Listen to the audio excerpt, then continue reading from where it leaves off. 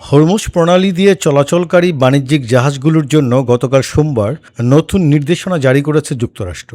ইরানের পারমাণবিক কর্মসূচি নিয়ে ওয়াশিংটন ও তেহরানের মধ্যে চলমান উত্তেজনার মধ্যে মধ্যপ্রাচ্যের তেল সরবরাহের জন্য গুরুত্বপূর্ণ এই নৌপথ নিয়ে নতুন নির্দেশনা দিল দেশটি। ইরান অতীতে হরমুজ প্রণালী বন্ধ করে দেওয়ার হুমকি দিয়েছিল।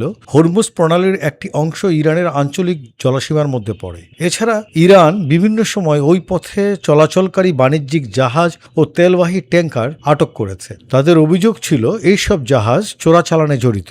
যুক্তরাষ্ট্রের পরিবহন মন্ত্রণালয়ের অধীন মেরিটাইম অ্যাডমিনিস্ট্রেশন গতকাল তাদের নির্দেশনায় মার্কিন পতাকাবাহী বাণিজ্যিক জাহাজগুলোকে যতটা সম্ভব ইরানের আঞ্চলিক জলসীমা থেকে দূরে থাকতে বলেছে। নির্দেশনায় আরও বলা হয়, ইরানি বাহিনী যদি জাহাজে ওঠার অনুমতি চায় তবে তা মৌখিকভাবে প্রত্যাখ্যান করতে হবে। মেরিটাইম অ্যাডমিনিস্ট্রেশন তাদের ওয়েবসাইটে নির্দেশনা পোস্ট করেছে। সেখানে বলা হয়েছে, এই জলপথ দিয়ে চলাচলকারী যুক্তরাষ্ট্রের পতাকাবাহী বাণিজ্যিক জাহাজগুলোকে নৌ চলাচলের নিরাপত্তা বিঘ্নিত না করে যতটা সম্ভব ইরানের আঞ্চলিক জলসীমা থেকে দূরে থাকতে পরামর্শ দেওয়া হচ্ছে। ইরান বাহিনী যদি জাহাজে উঠে তবে তাদের বিরুদ্ধে প্রতিরোধ করা ক্রুদের উচিত হবে না বলেও বলা হয়েছে। ইরানের পারমাণবিক কর্মসূচি ঘিরে কয়েক সপ্তাহ ধরে তেহরান ও ওয়াশিংটনের মধ্যে উত্তেজনা চলছে।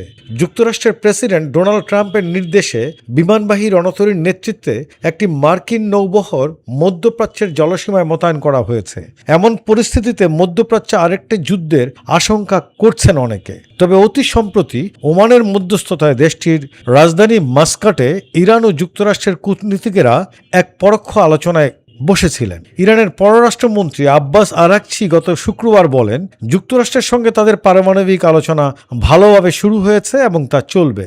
ওমানে ওই আলোচনার উভয় পক্ষই তেহরানের দীর্ঘস্থায়ী পারমাণবিক বিরোধ নিয়ে পশ্চিমের সঙ্গে কূটনীতি পুনরুজ্জীবিত করার ইঙ্গিত দিয়েছে।